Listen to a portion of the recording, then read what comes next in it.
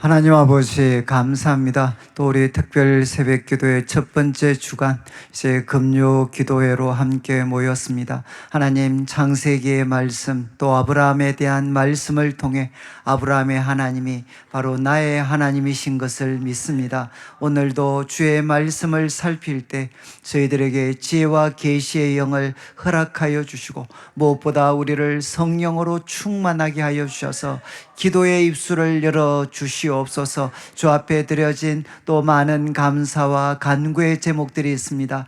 전능하신 하나님께서 응답하여 주시옵소서. 감사를 드리며 예수님의 이름으로 기도드립니다. 아멘. 예, 오늘 우리 말씀은 창세기 이제 20장 우리 말씀입니다.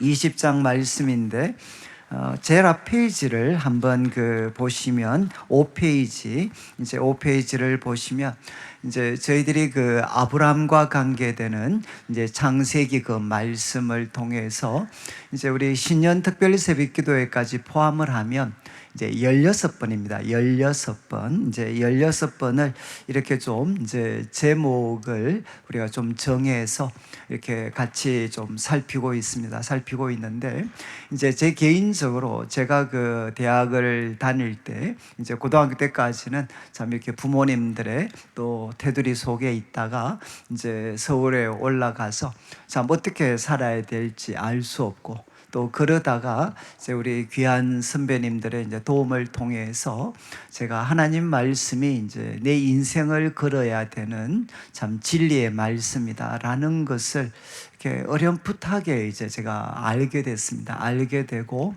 이제 그 후에 제가 하나님 말씀을 이제 공부하는 것에 나름 이렇게 헌신을 하게 됐는데, 그런데 제가 아마 대학 시절에 가장 많이 이렇게 소위 공부를 했고 또 배우고 가르쳤던 것이 이 창세기 말씀입니다. 창세기. 그래서 이제 제가 대학 시절에 같이 선배들과 이제 성경을 공부했는데 우리 모임 이름이 이제 창세기 모임이었습니다. 창세기. 워낙 이제 창세기를 많이 공부도 하고 또 가르치기도 하고. 그런데 이제 저는 이제 창세기를 통해 이제 1장부터 11장까지 말씀을 통해서는 제가 아직도 참 자신이 잘 없습니다. 1장부터 11장은 워낙 이제 방대한 내용이기 때문에 이제 소위 세계관입니다. 세계관. 하나님께서 이 천지와 만물을 창조하셨고, 그리고 창조 하나님께서 지으셨던 인간이 어떻게 타락을 하고 또 하나님께서 그들을 향한 구속의 계획을 세우시고, 그리고 그 타락의 결과가 세상 가운데 어떻게 나타났나. 이제 가인이 아벨을 참 죽이고, 그리고 또 참 죽음의 그런 역사들, 그리고 또 노아 시대, 또 가인의 문명, 이제 가인의 문명, 이제 오늘날의 그 문명의 모습이 이 가인의 문명 속에 정말 너무 잘 이렇게 담겨져 있죠. 쾌락과, 그리고 또 거기에는 힘의 논리가 지배하고 풍요를 향한 이제 참 모습들, 그러니까 하나님을 떠난 이 가인의 문화, 그리고 이제 하나님께서 이제 노아 시대를 통해서 정말 이렇게 모든 생명이 있는 것을 끊어버릴 수밖에 없는 만큼 이제 세상이 타락했던 모습들. 그리고 이제 그 이후에 또 이제 노아까지도 참 술을 나중에 마셔서 또 이렇게 실수를 하게 되고, 그리고 자녀들이 참 흩어지고, 그리고 그 중심에 이 바벨탑 사건. 지금도 이제 세상은 끝없이 이제 신의 영역을 이제 침범하죠. 그러니까 그 꼭대기가 하늘에 닿아서 우리 이름을 내려고 하는, 우리 이름에 사로잡혀져 있는 이 세상의 이제 모습들. 그런데 하나님께서 결국 징계하셨을 때 그 세상은 다 흩어져 버려. 말이 통하지 않는 세상. 여기는 이제 언어가 이렇게 소위 언어가 혼잡해지는 것뿐만 아니라, 여러분, 세상은 사람이 자기 이름을 내려고 하고 또 이제 자기가 신이 되려고 하면 거기에는 결국 무엇이 있느냐? 불통이 있을 수밖에 없습니다.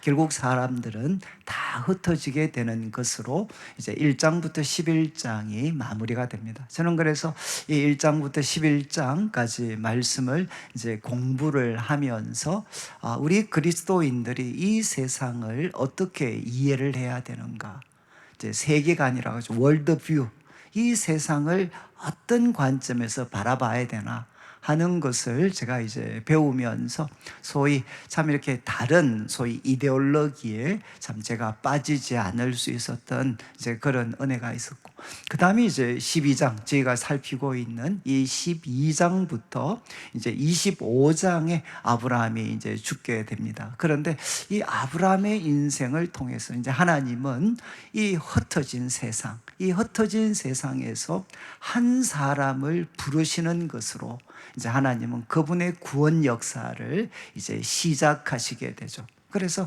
하나님이 부르셨던 첫 번째, 이제 그 부르셨던 이 아브라함이 어떤 삶의 과정을 이렇게 거쳐갔는가, 이제 제가 16번으로 나누어서 좀 정리를 이렇게 했는데, 저는 이제 아브라함의 삶이 사실은 저한테는 거의 텍스트와 같았습니다. 내 인생에게도 이 16번의 어떤 사건들이 모양은 다르지만 내 삶 가운데도 그대로 일어날 수 있겠구나. 그래서 우리 12장, 이제 여기 보시면 12장을 우리가 할 때 하나님이 우리를 부르신 목적이 뭔가, 너는 참 복이 될 거다, 너는 복이 될 거다. 그리고 또 이제 아브라함이 하나님 말씀에 순종해서 낯선 땅에 왔는데, 그 낯선 땅에서 아브라함은, 하나님은 땅을 주시겠다고 약속하시지만 여러분, 그 낯선 땅에서 아브라함이 하나님께 예배를 드리는, 그러니까 저는 참 대학 시절에 이렇게 정말 이 낯선 땅에서 내가 무엇을 해야 되나, 저한테는 하나의 생생한 이미지, 이 하나님을 인정하지 않는 이 낯선 땅에서 내가 하나님과 친밀한 예배자가 되어야 되는구나. 정말 그것을 위에 계신 하나님께서 보고 얼마나 기뻐하실까.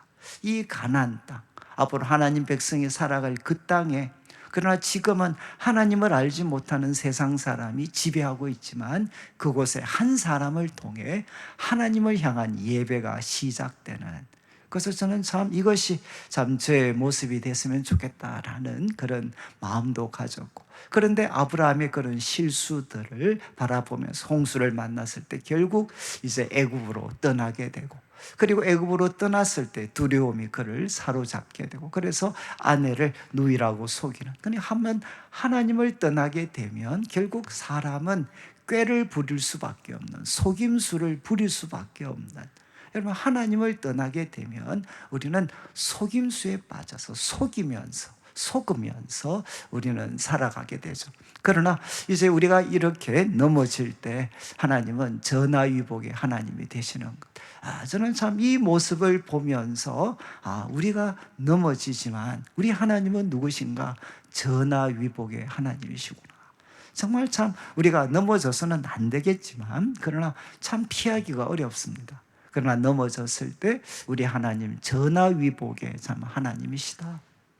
그리고 이제 또 오늘 우리가 아침에도 살폈지만 롯과 아브라함의 선택을 바라보면서, 정말 우리 과거 이제 그런 이제 워낙 오래돼서 그런 광고가 이제 기억 못 하시는 분도 있겠지만, 순간의 선택이 영혼을 좌우한다. 너무나도 생생한 이제 롯의 선택, 아브라함의 선택.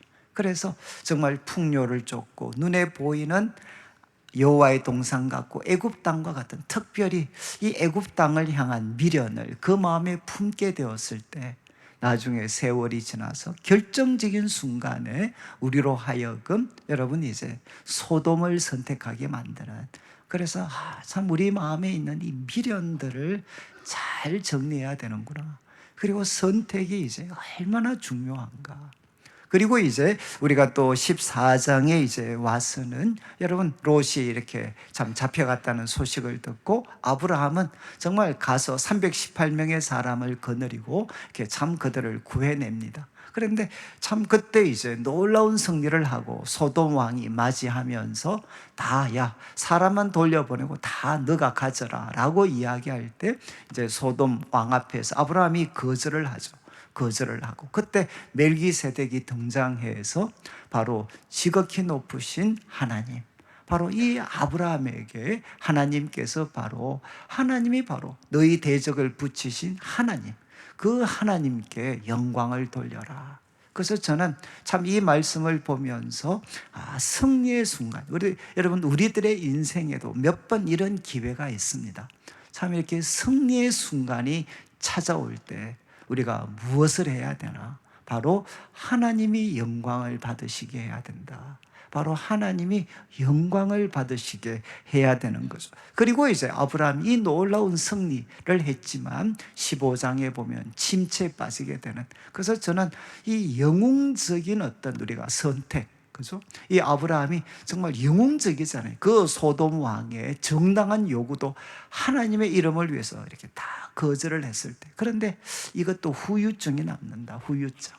그래서 이제 15장에 아브라함은 뭔가 침체에 빠져 있고 두려움에 빠져 있고 하나님을 향한 원망에 빠져 있고, 여러분 그래서 가장 위대한 헌신 다음에 영적인 침체가 찾아온다는 거, 저는 참 그때 마치 도사가 되는 기분에서 이 위대한 헌신 다음에도 침체가 올 수 있구나.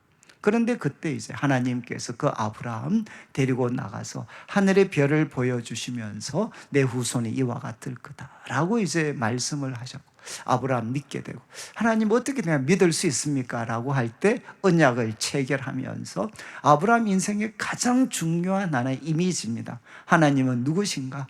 타는 횃불로 바로 언약을 맺으신 하나님. 고대 세계는 사체, 짐승의 사체를 양쪽으로 갈라놓고 이제 언약의 쌍방이 그 사이를 통과합니다. 언약을 깨트리면 바로 이 짐승들처럼 죽음밖에 없다 라고 이렇게 언약을 체결을 하는데, 여기는 바로 타는 횃불이 홀로 지나갑니다. 그래서 이것은 무엇이냐? 하나님이 내가 이루겠다, 아브라함에게 의존하지 않고 내가 이루겠다. 이것은 구약 성경에서, 신구약 성경에서 언약을 우리가 이해하는 굉장히 중요한 하나의 핵심입니다. 바로 주권적인 언약, 사람에게 소위 종속되지 않는 내가 이룰 것이다. 이제 하나님께서 타는 횃불로 그에게 보여주셨습니다. 이게 이제 우리가 여름, 그러니까 그 신년, 우리가 그 이제 특별 새벽 기도회 때 다루었고, 이번 주간에 한 주 동안에는 여러분 롯, 지금 아브라함이 바로 무엇에 빠지나 하갈을 취하면서 정말 뼈아픈 실패를 경험하게 되는, 물론 이런 경우가 없으면 좋겠지만 우리가 살다가 한 번 정도씩은 이런 뼈아픈 실패를 경험할 수가 있습니다. 그 핵심은 바로 하나님의 말씀이 아니라 가장 가까운 사람의 이야기를 들었을 때, 그런데 그것이 들어야 될 말인지 거부해야 될 말인지 어떻게 구분할 수 있나? 여러분, 하나님을 높이는 마음에서 나오는 이야기가 아니라 하나님을 원망하는 데서 나오는 이야기, 그리고 하나님의 영광이 아니라 나를 위해서, 이럴 때는 이것은 위험한 충고가 될 수 있습니다. 그리고 하나님 말씀을 상식적으로 해석하지 않고 이상하게 해석해서 자신의 행동을 정당화시키는, 바로 이런 소위 사례의 말을 듣고 아브라함이 결국은 넘어지게 되죠. 여러분, 뼈아픈 실패. 그런데 그 결과가 어땠습니까? 아브라함과 사라가 두고두고 행복했다. 이제 참 하갈을 통해 아들 낳고 두고두고 행복했다. 이렇게 끝나지 않고 정말 사라가 꿈꾸었고 아브라함이 꿈꿨던 모습과는 전혀 상관이 없는, 한마디로 삶이 엉망이 되어져 버립니다. 엉망이. 하갈도 이제 잘난 척하고, 그리고 이제 그러니까 아브라함 사라는 바가지를 끌고, 그러니까 나중에 이제 사라가, 아브라함이 그래 사라 손을 들어주니까 또 사라는 하갈을 박살을 내버리고, 그러니까 하갈이 그냥 도망가게 되고, 결국은 어떻게 된? 또 두 늙은이만 남아있는 거죠. 또 두 사람만 남아있는 거죠. 하갈은 도망갔으니까. 여러분, 그때 그 두 사람의 상태가 어떠했겠습니까? 여러분, 서로 같이 있지만 얼마나 서로를 향해 섭섭하고 그 감정들이 많겠습니까? 이제 수습이 안 되죠, 수습이. 그런데 하나님께서 바로 도망간 하갈에게 찾아가셔서 이제 너 아브라함에 가서 순종해, 사라에게 순종해. 그리고 또 그 어떤 너의 이야기 들었기 때문에 아들에 대한 약속을 그에게 해 줍니다. 그래서 하나님은 어떤 분이시냐? 보엘라의 로이라고 해서 바로 나를 감찰하시는 하나님, 나를 살펴보시는 하나님. 누가 이야기했느냐? 하갈. 여러분 어쩌면 하갈은 하나님과 상관없는 사람이라고 생각했는데 하나님은 그에게 찾아가셔서 그 입술에서 야, 하나님은 나 같은 사람도 살피시는구나 라고 그가 고백을 하고, 그래서 돌아와서 아브라함과 또 사라에게 순종하게 되죠. 그리고 자식을 낳게 됩니다. 그래서 이 아브라함이 엉망이 되었던 집을 하나님께서 수습을 해 주십니다. 여러분이 이제 기억하셔야 되는 게, 우리는 뼈아픈 실패를 할 수 있는데 우리가 하나님의 도우심을 기대하면 하나님은 누구시냐? 수습해 주시는 하나님이시죠. 그러다가 17장에는 이제 13년의 침묵 후에 하나님이 갑자기 찾아오셔서 모든 것을 바꾸어 버리시는, 모든 것을 정상화시켜 버리는. 여러분 13년 동안 아브라함은 하나님과 특별한 만남도 없었고 이제는 이스마엘의 재롱 보면서 그냥 아주 소시민적으로 마치 광야 40년 동안 모세가 살았던 것처럼, 처가살이했던 모세처럼 평범한 인생을 살아갑니다. 그런데 하나님이 갑자기 찾아오시죠. 나는 전능한 하나님이다. 여러분, 전능은 아무거나 다 할 수 있다는 게 아니라 하나님이 약속하신 그 언약의 테두리 속에서 반드시 그 언약하신 거, 약속하신 거 성취하시는 분이시다 라는 것이 이 나는 전능한 하나님이다 라는 것의 핵심적인 뜻입니다. 엘샤다이. 그러면서 요구했죠. 너는 내 앞에서 행하여 완전해라. 이 완전은 도덕적으로 완벽하다는 게 아니고 하나님을 향한 전적인 헌신입니다. 하나님, 나한테 다시 한번 내 인생을 전적으로 맡겨라. 그리고 그 헌신에 너 부족함이 없는, 흠이 없는 사람이 되라. 바로 이제 하나님께서 도전을 하셨죠. 그리고 결정적으로 이제 그에게 다시금 약속을 확인시켜 주시고, 그리고 이제 아브라함과 사레의 이름을 바꿔 주셨어요. 아브람, 이거는 존귀한 아버지. 그런데 그 존귀하다는 것은 이거를 넣어가지고 많은 사람의 아버지. 그리고 사례는 여러분 바로 정말 이렇게 나의 공주입니다. 나의 공주. 아니면 조금 더 풀어서 하면 내가 지배자다. 이런 공주의 특징이잖아요. 공주. 내 인생은 내가 책임져야 돼. 내 거야.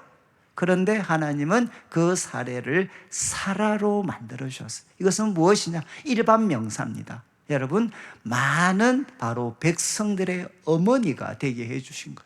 결국은 자기 중심적으로 아브라함도 사레도 이름의 본질적인 뜻은 뭐냐? 자기지향적입니다. 근데 하나님 이걸 해체시켜 버리시죠.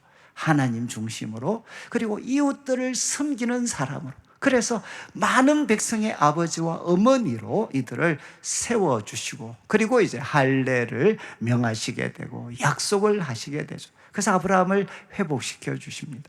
그리고 이제 우리가 18장에 와서는 회복의 열매를 이제 갑자기 이제 이 아브라함은 하나님의 친구와 같은 모습으로 등장합니다. 그래서 세 사람이 방문을 하고 정성껏 이제 손님을 대접하는, 여러분 바로 모든 사람을 복되게 하는 아브라함, 바로 손님을 최선을 다해 섬기고 또 참 이렇게 대접을 하고, 그때 하나님께서 바로 이 방문은 누구를 위한 것이었느냐? 사라의 믿음을 회복시키기 위해서. 그래서 사라와 웃음 논쟁을 벌이시죠. 웃음 논쟁.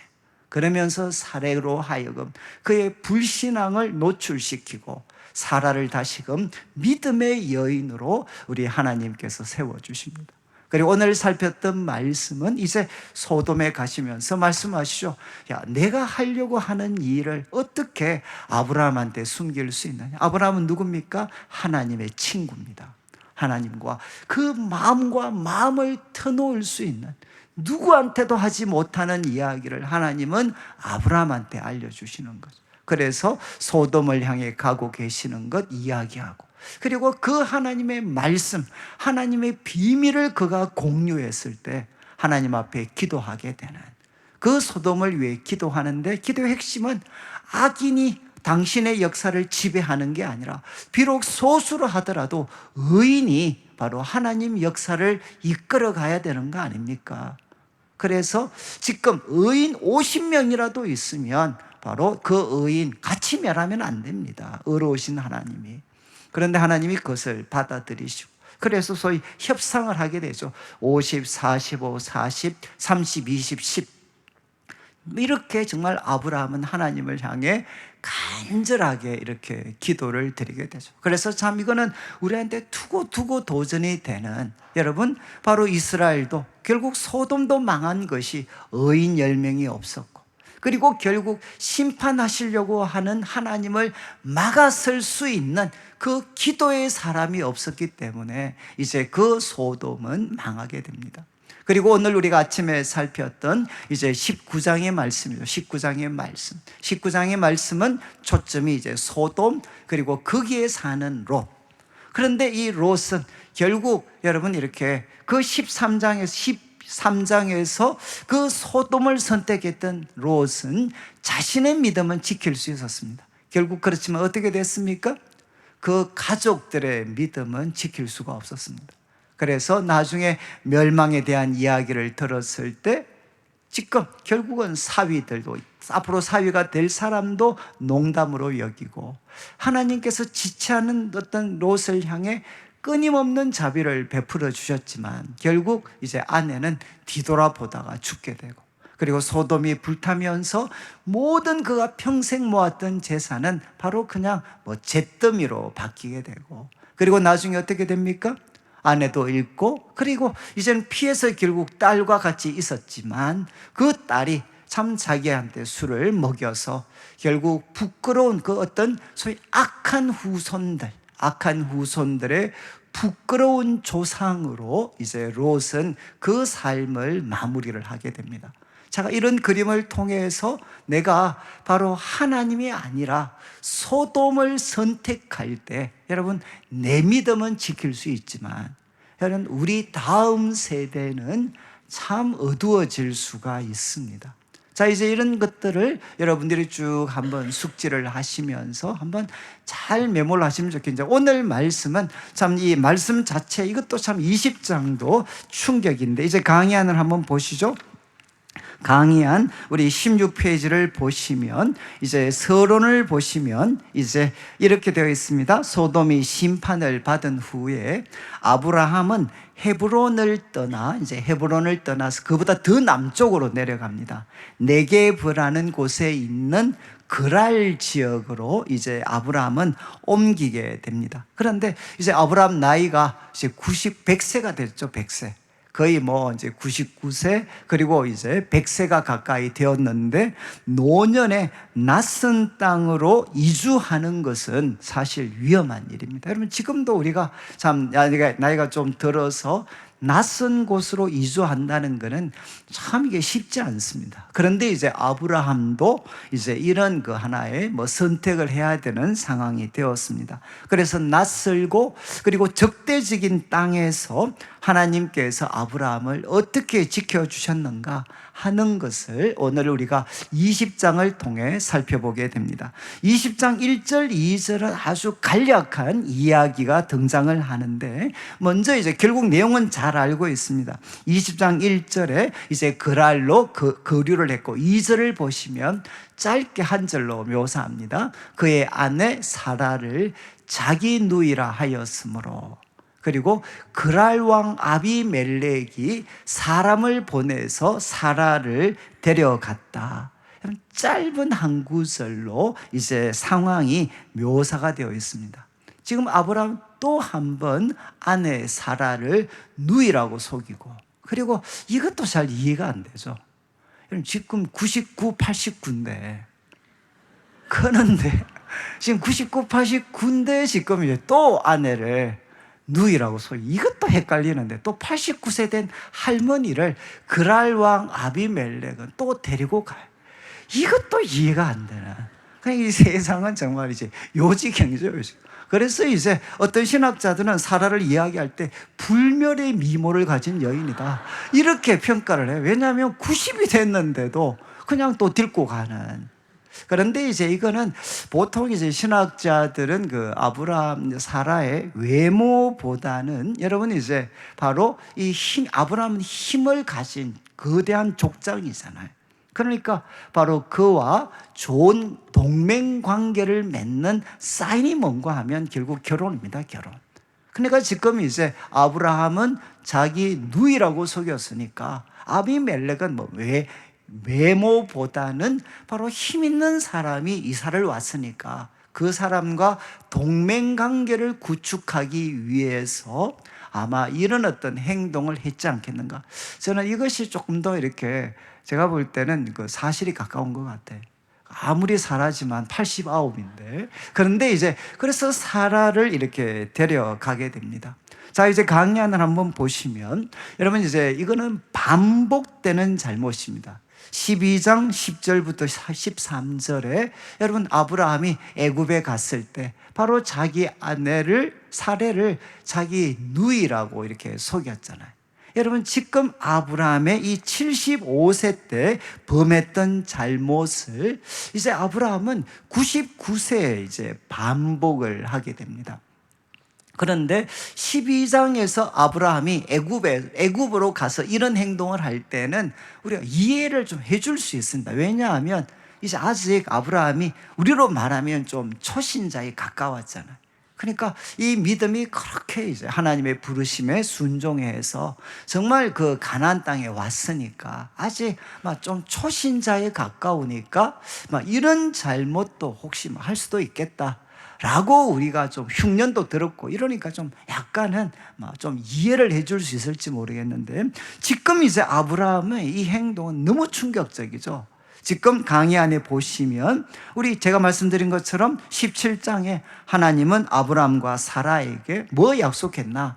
내년 이 시기에 아들 이삭을 낳을 거다. 정말 갑자기 찾아오셔서 할례도 행하게 명령하시고 내년 이맘때 이삭을 낳을 거라고 분명하게 말씀을 하셨습니다. 그리고 또 두 번째 우리가 18장에서 살폈던 것처럼 아브라함은 하나님의 친구처럼 교제를 하면서 그리고 소돔을 위해서 이렇게 기도를 드렸습니다. 그리고 소돔이 멸망하는 것도 그가 보았습니다. 여러분 어떻게 이런 아브라함이 여러분 99세에 이런 어떤 하나님의 모든 약속을 한 번에 무효화시킬 수 있는 이런 행동을 아브라함이 할 수 있었겠습니까? 그래서 이제 대부분 그 학자들은 이런 표현을 써서 아브라함 컴플렉스라고 이렇게 표현을 합니다. 아브라함 컴플렉스는 결국 뭔고 하면 아브라함은 멀쩡하다가도 낯선 땅에 이사만 가면 사람이 이상해지는 이게 이제 아브라함 컴플렉스입니다. 여러분 이게 진짜 이렇게 거의 하나님 친구 완벽한 신앙인처럼 살아가다가 이사 가서 낯선 땅에 가면 갑자기 공포에 질리게 돼. 뭡니까? 이 아내 때문에 내가 죽을 거다. 이 아내 빼앗아가고 또 사람이 나를 죽일 거다. 라는 일종의 이 강박관념 같은 것들을 이 아브라함이 가졌던 것 같아요. 그러니까 이 낯선 땅에 갔을 때 여러분 갑자기 이제 아브라함은 이상해지는 거죠. 또 강박관념, 또 세상이 이 아내 때문에 나 죽일 거다. 그러면서 이제 사라와 처음에 약속했던 거, 나중에 이제 약속했던 거라고 합니다. 정말 이제 누이라고 이야기하도록 그렇게 이제 사라한테 이야기를 하게 되는 거죠. 그러면서 너무 쉽게 자신과 사라를 향한 하나님의 놀라운 계획을 그가 포기해버립니다. 너무 허망하지 않습니까? 정말 아브라함이 이 낯선 땅에만 가면 이상해져가지고 바로 조금만 있으면 이제 이 이삭이 태어날 텐데 그런데 어떻게 하나? 바로 아내를 누이라고 속여서 다른 사람한테 넘겨버리는 거죠. 여러분 이제 이거는 좀 있으면 한 번 더 살피겠지만 그냥 기억하시면 좋겠어요. 아브라함 같은 사람에게도 컴플렉스가 있었던 것처럼 여러분 나한테도 우리한테도 각자만이 가지는 컴플렉스가 있습니다. 여러분 이거는 꼭 기억하셔야 돼요. 여러분 이제 이 사단이라는 놈이 생각보다 똑똑합니다. 얘가. 그래서 우리의 가장 약점이 어딘지를 잘 알고 있어요. 아브라함의 컴플렉스를 잘 알고 있는 것처럼 우리들 자신의 컴플렉스를 잘 알고 있습니다. 그래서 결정적인 순간에 도달할 때까지는 우리가 은혜 받도록 놔둔다니까요. 놔뒀다가 그냥 그 컴플렉스가 작동하는 순간이 한번 놔버리면 한순간에 그냥 사람이 가버리는 거죠. 여러분, 이제 그래서 이 사단이 언제까지 이런 행동을 반복하나, 우리가 통하지 않을 때까지 그걸 반복합니다. 여러분, 지금 이제 아브라함 똑같은 잘못을 바로 반복하게 되는 거죠. 25년 만에 다시금 반복을 하게 됩니다. 그래서 저는 여러분들이 나 자신에게도, 여러분, 아브라함이 컴플렉스가 있는 것처럼 우리들도 내 자신만이 아는 컴플렉스가 있습니다. 여러분, 이거를 잘 알고 계셔야 돼요. 그래서 사단이 이것들을 부추길 때마다 꼭 이야기하셔야 됩니다. 야, 이 멍청한 사단아, 문제의 유형을 한 번씩은 바꾸어라. 이렇게 여러분들이 이야기를 하셔야 돼요. 지금 그때까지 사단은 똑같이 모양과 상황만 바뀌지 똑같은 도전을 우리한테 합니다. 자, 이제 아브라함이 바로 너무 쉽게 포기하게 되고, 그리고 이제 이 아비멜렉은 아마 이제 정략적인 목적이었겠죠. 이제 그런 여러 가지 부에 대한 거나 이런 정략적인 목적 때문에 이제 사라를 데리고 가게 됩니다. 데리고 가게 되는 거죠. 그래서 결국 어떻게 되느냐? 아브라함의 잘못으로 그들을 향한 하나님의 계획은 이제 자초될 위험에 직면하게 되는 거죠. 그래서 바로 아비멜렉이 이 사라를 취해버리면 게임은 끝나는 겁니다. 그렇지 않습니까? 이제는 뭐 그냥 회복될 수가 없는 상황이죠. 자, 이런 상황에 이제 3절부터 꿈속에 이제 하나님께서 나타나시게 됩니다. 그런데 우리 번역에는 좀 빠졌지만 3절은 무엇으로 시작하나? 영어로는 그러나입니다. 그러나. 여러분, 아브라함은 이렇게 너무나도 무기력하게 아브라함 컴플렉스에 굴복했지만, 그러나 바로 그 밤에 하나님은 아비멜렉에게 꿈에 찾아가시게 되는 거죠. 아비멜렉의 꿈 속에 찾아가셔서 한마디로 뭐라고 말씀하셨느냐? 야, 너는 죽을 것이다. 너는 바로 너가 취한 이 여인 때문에 너는 죽을 거다. 왜냐하면 그는 남편이 있는 여자다. 이렇게 하나님이 말씀하십니다. 너 죽는다. 너 죽어야 된다. 왜? 남편이 있는 여자를 너가 데려갔으니까 너 죽어야 돼. 이러니까 이제 4절에 아비멜렉이 이제 따지는 거죠. 4절과 5절에 뭐라고 이야기합니까? 하나님, 바로 저 남자가 아브라함이 내 누이라고 해서 내가 이렇게 그 여인을 데리고 온 겁니다. 의로운 백성도 멸하십니까? 그러면서 5절에 이야기하죠. 그가 내 누이라고 이야기했고, 그 여인은 또 내 오라비라고 했습니다. 여기 이제 2번이나 강조되는 거죠. 내 누이라고. 저 사람은, 아브라함은 내 누이라고 그러고, 사라는 내 오빠다 그러니까, 그러니까 내가 깨끗한 마음으로 나는 이렇게 했습니다. 라고 아비멜렉이 이렇게 하나님께 항변을 하는 거죠. 그러니까 6절 말씀, 하나님 어떻게 하십니까? 그냥 이야기하시는, 그래, 나도 그거 알아. 내가 너 그거 알기 때문에 너 범죄하지 않도록 하려고 내가 이렇게 왔다. 그러면서 이제 여인에게 가까이 하지 못하도록, 범죄하지 못하게 하려고 내가 나한테 왔다라고 하나님이 말씀을 하십니다. 여러분, 이제 하나님은 잘 아시겠죠? 하나님은 인격적인 분이십니다. 하나님은 인격적인 분이십니다. 그냥 이게 하나님이 제가 볼 때 제일 좀 기분 안 좋은 기도가 이거예요. 하나님 잘 되게 해주십시오. 아시겠죠? 뭐가 잘 되는 건지. 여러분, 하나님은 인격적인 분이시기 때문에 구체적으로 대화하시기. 그래서 여러분, 정말 미운 사람이 있으면 하나님 이야기하죠. 나 저 인간 때문에 못 살겠습니다. 그냥 하나님 저한테 사랑의 마음, 이런 이야기 하지 말고, 나 저 인간 때문에 못 살겠습니다. 한번 그냥 솔직하게 이야기하시면 하나님 솔직하게 반응해 주십니다. 나도 네 마음 안다. 여러분, 하나님 그렇게 말씀하시죠. 그런데 그것을 전혀 다르게 해석할 수 있는 하나님의 관점에서 전혀 다르게 해석할 수 있는 방법들, 저는 하나님에 대해서 가장 놀라고 감사하고 기뻤던 게 바로 이거였어요. 정말 제 처한 상황들을 이야기를 했을 때 정말 저의 관점과는 다른, 땅을 살아가는 나의 관점과는 전혀 다른 하늘에서 보시는 하나님의 관점. 나는 좁은 이 역사의 공간, 시공간에 갇혀 있지만 그분은 영원하신 분이시잖아요. 바로 시간의 시작과 끝을 알고 계시는 그분, 그리고 이 좁은 공간에 갇혀 있지 않는 그분이 갖고 계시는 그분의 해석을 듣게 되면 여러분 정말 우리가 우리 하나님 바로 이런 분이셨구나. 지금 이제 아비멜렉에게도 이야기하죠. 그래, 너 그렇게 이야기할 때 하나님 다 받아들이십니다. 그래서 내가 그거 알고 너 죄를 안 짓도록 하기 위해 왔다라고 말씀을 하십니다. 자, 그런데 저는 이제 7절 말씀을 한번 보시면, 저는 참 이 7절 말씀을 보고 과거에 제가 정말 이렇게 하나님께 한번 은혜를 받았던, 여러분 하나님이 이제 이 아비멜렉한테 아브라함을 어떻게 소개합니까? 이제 그 사람의 아내를 돌려보내라. 그 사람 아내 돌려보내. 그러면서 뭐라고 이야기하셨느냐? 그는 선지자다. 그는 내 선지자다. 이렇게 하나님께서 말씀을 하셨습니다.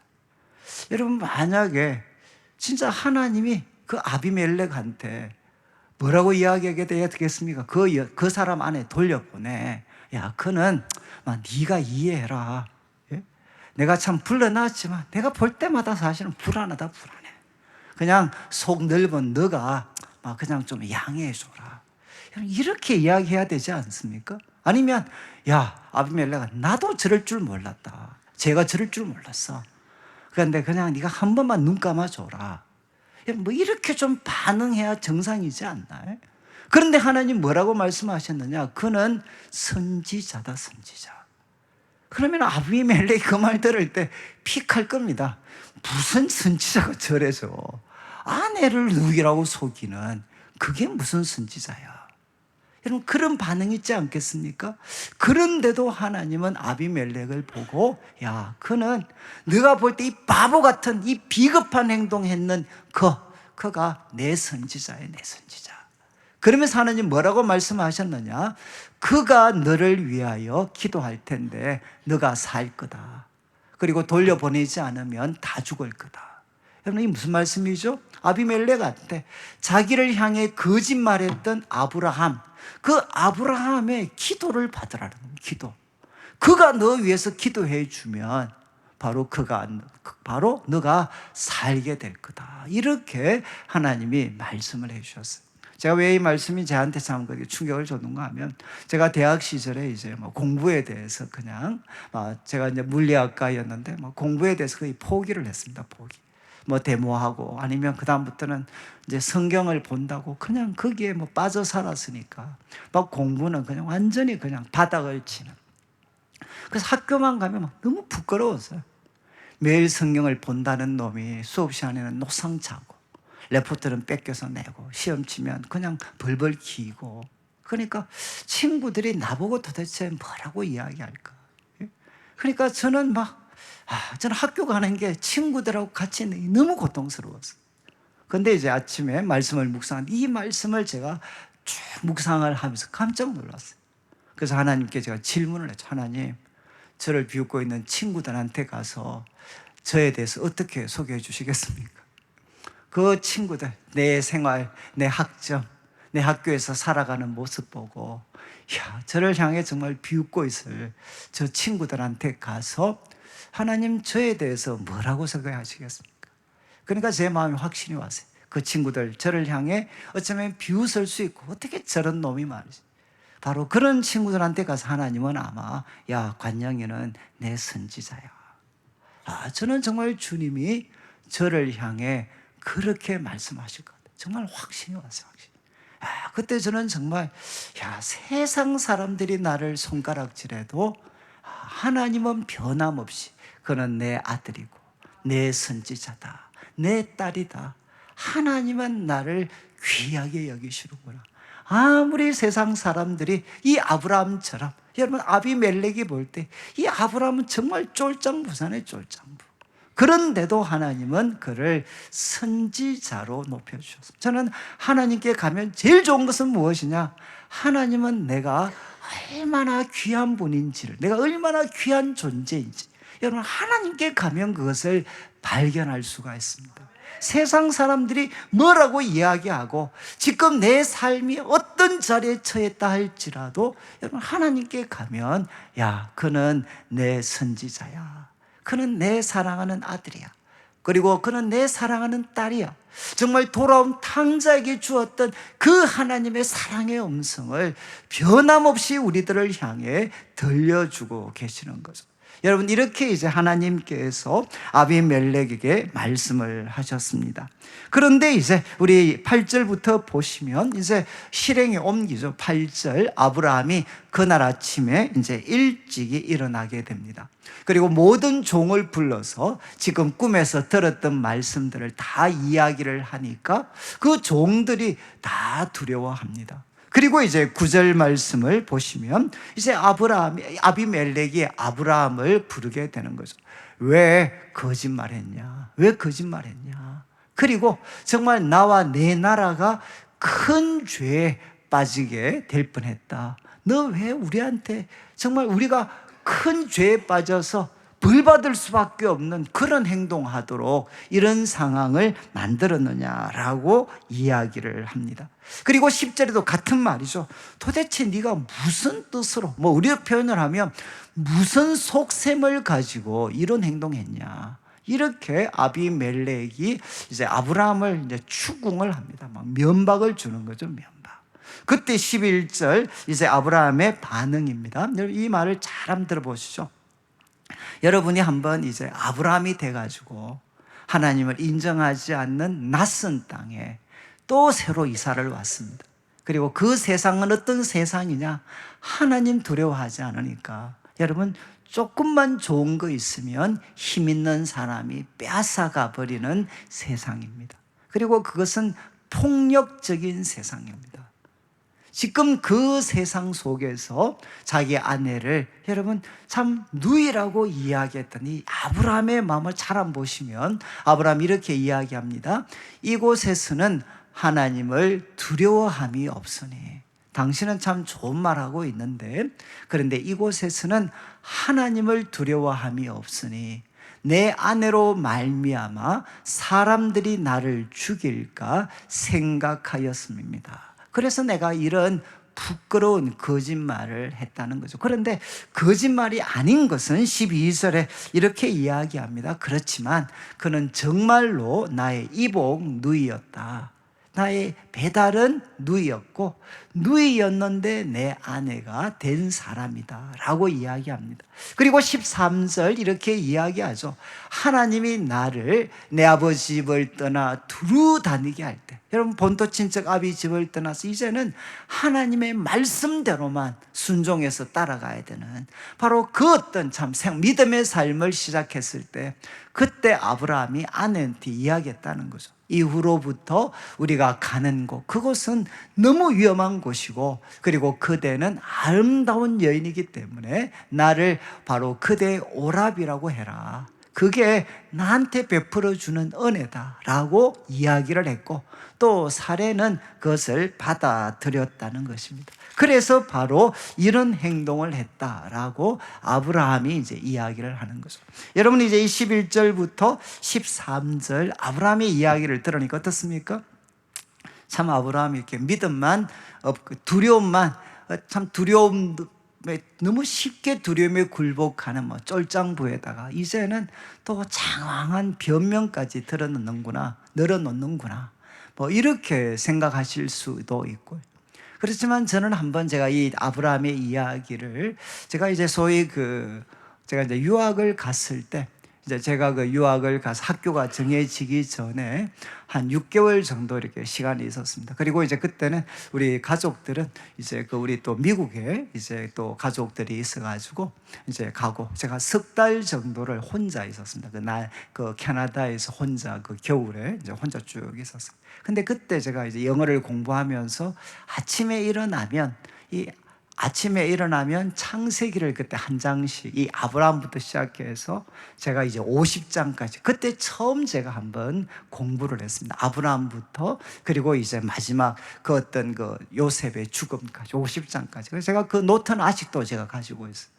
근데 그때 아침마다 일어나서 정말 저도 낯선 땅, 영어도 못하고 그 낯선 땅에서 앞으로 어떻게 살아가야 되나라고 이렇게 참 염려도 하고, 또 앞으로 어떤 미래가 펼쳐질지, 또 제가 제대로 할 수는 있을지, 이런 걱정과 염려에 참 빠져 있을 때 제가 이 말씀을 묵상을 쭉 했습니다. 근데 그때 이제 이 말씀을 읽다가 제가 진짜 한번 큰 감동이 왔던 게 뭔가 하면 다른 게 아닙니다. 야, 믿음으로 산다는 거는 참 위험한 거구나.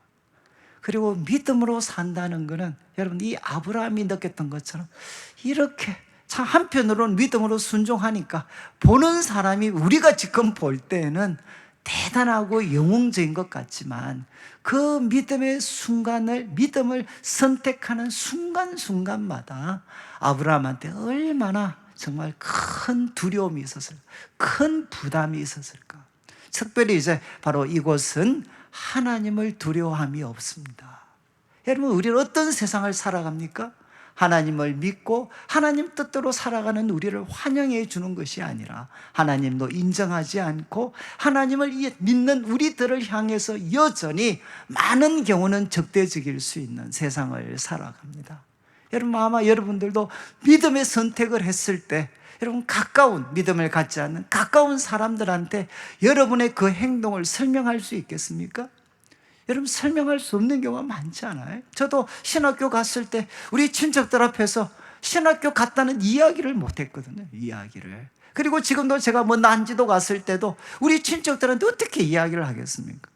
정말 거기에 가서 그래도 대학 졸업하고 나면 부모들 잘 도와주는 사람 될 줄 알았는데, 신학교 갔더니만 또 신학교 가서도 가상 이렇게 소위 말해서 없는 사람들이 사는, 쓰레기 주워서 사는 사람들 또 그 속에 들어갔다.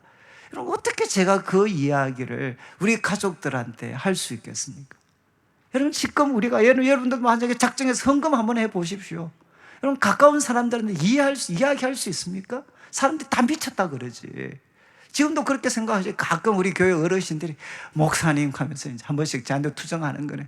그때 헌금 안 하고 내가 땅 사놨으면 지금 떵떵거릴 텐데. 예? 지금 그 이야기 하시는 분 많습니다. 많아요. 내가 그때 홀려가지고 그때 꼴랑 헌금해가지고 지금 노년이 이렇게 고달픕니다 라고 말씀하시는 분이 실제로 계셔요. 그건 어떻게 보면 사실이잖아요. 나중에 하늘 가서 우리가 가봐야 되는 거지만, 가서 잘 된다 좋지만, 지금 우리가 이 땅을 살면서 우리가 행동하는 거 어떻게 설명을 하겠어요? 여러분, 애들 공부해도 어떤 분 가잖아요. 애들 다 가해시킬 거냐, 또 다 헌금했다. 그 애들이 왕짜증이죠, 왕짜증. 교회 갖다 바치지 내 공부나 시켜주지. 그런 이야기 안 듣습니까? 그 이야기를 우리가 사람들한테 어떻게 하겠어요? 어떻게? 사람들이 미쳤다 그러지. 여러분, 하나님을 인정하지 않는 세상에서 믿음의 길을 간다는 것 자체가, 이거는 정말 두렵고 엄청난 무거운 짐을 지고 있는, 그래서 하나님 뜻대로 살면 어떻게 되느냐? 여러분, 하나님은 기뻐하시겠지만 세상 사람들이 볼 때는 이런 멍청한 사람이 없는 거죠. 여러분, 그 길을 선택을 해야 되니까, 여러분, 참 아브라함이 어쩌면 이 참 아픈 마음이 들어있잖아요. 하나님의 뜻을 따라 살아갈 때 어떻게 보면 그가 직면했던 두려움, 미래에 대한 불안, 아내를 뺏길 것 같은, 아내를 빼앗을 이 세상에 대한 그 일종의 강박관념과 같은 두려움들, 여러분, 참 믿음의 길을 걷게 되면 이런 부담들이 다 우리들에게 있습니다. 저는 그때 이제 이 아브라함, 이런 99세, 이제 좀 있으면 이삭을 낳을 텐데, 바로 그 순간에도 아내를 바로 누이라고 속이면서 그가 평생 하나님의 사람으로 살아면서 그 밑바닥에 깔려있던 그 무거운 짐, 그리고 포기했던 삶, 그리고 날마다 싸워야 되는 그 두려움들, 여러분 그런 게 느껴지지 않습니까? 참 아브라함이 이제 이야기하는 거죠. 내가 하나님을 두려워하지 않는 세상이라서 아내하고도 이야기했고 막 그래 된 거다. 그러니까 이제 이어지는 우리 14절을 보시면, 이제 14절에 이제 아비멜렉이 그냥 거기서 끝냅니다. 끝내고 이제 14절 그냥 간략하게 강의한 한번 보시죠. 이제 이 어떤 아비멜렉이 어떻게 하나, 두려움의 대상이었던 아비멜렉이 아브라함한테 놀라운 호의를 베풀어 줍니다. 먼저는 양과 소와 종들을 이제 주게 됩니다. 그리고 또 그 아내도 이렇게 돌려보냅니다. 그 다음에 거처를 마음껏 선택할 수 있도록 허락해 줍니다. 너가 보기에 좋은 대로 거주해라.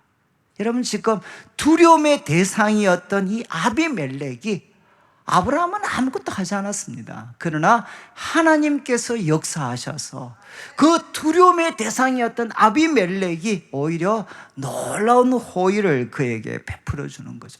그리고 16절 말씀은 무엇이죠? 여러분 사라에게 은천계를 갖다 줍니다. 18절을, 그 16절을 보시면 이제 은천계를 이제 바로 오라비에게 주죠. 그리고 이제 사람들 앞에 수치를 가리게 했다. 이게 무슨 말인가 하면 사라의 결백을 증명시켜 주는 것입니다. 이해하시겠죠? 바로 그 아비멜렉에게 들어갔으니까. 그런데 정말 사라의 그 결백함을 증명해 주는 행동이 바로 이 행동이 됩니다. 그리고 이제 17절 어떻게 하십니까? 바로 그런 가운데서 아브라함이 하나님께 기도를 할 때 바로 하나님께서 아비멜렉 그의 아내 여종들을 치료하셔서 출산하게 이렇게 해 주십니다. 그러니까 결국 하나님이 이 출산의 문을 막아버리신 거죠. 그래서 18절 설명합니다. 여호와께서 과거 아브라함의 아내 사라 때문에 아비멜렉의 집의 모든 태를 닫아버리셨다. 그래서 아브라함이 기도할 때 이런 치료함이 있었다는 겁니다. 이제 결론을 보시면 여러분 우리가 기억해야 될 두 가지 사실이 있습니다.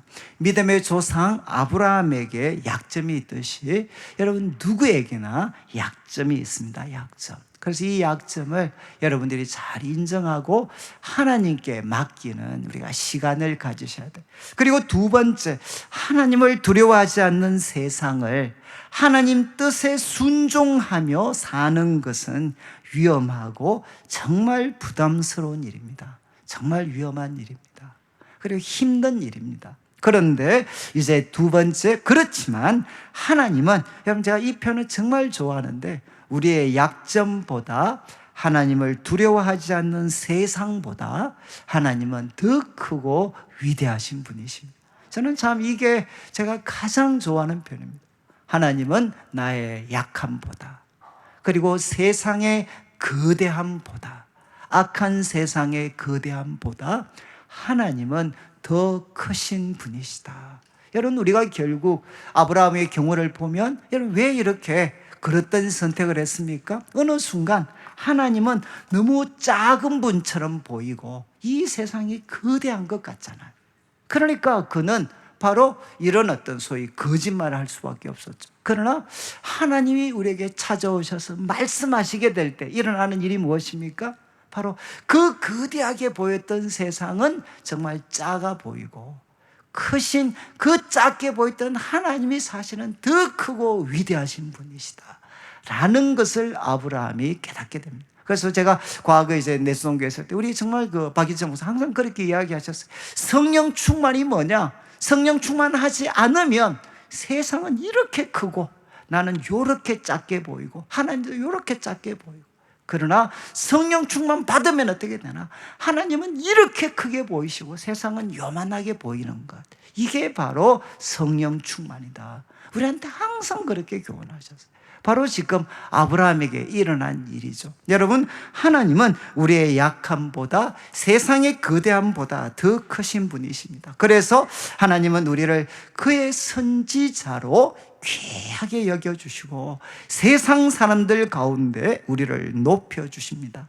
그리고 하나님은 신실하게 우리를 보호해 주시고, 여러분 우리를 향한 그분의 뜻을 그분이 이루어 가십니다. 그러니까 오늘 말씀 마치면서 거대한 세상을 살아가는 연약한 우리입니다. 그러나 더 크고 신실하신 하나님을 우리가 신뢰하는 우리 성도들 되시기를 주님의 이름으로 축원합니다.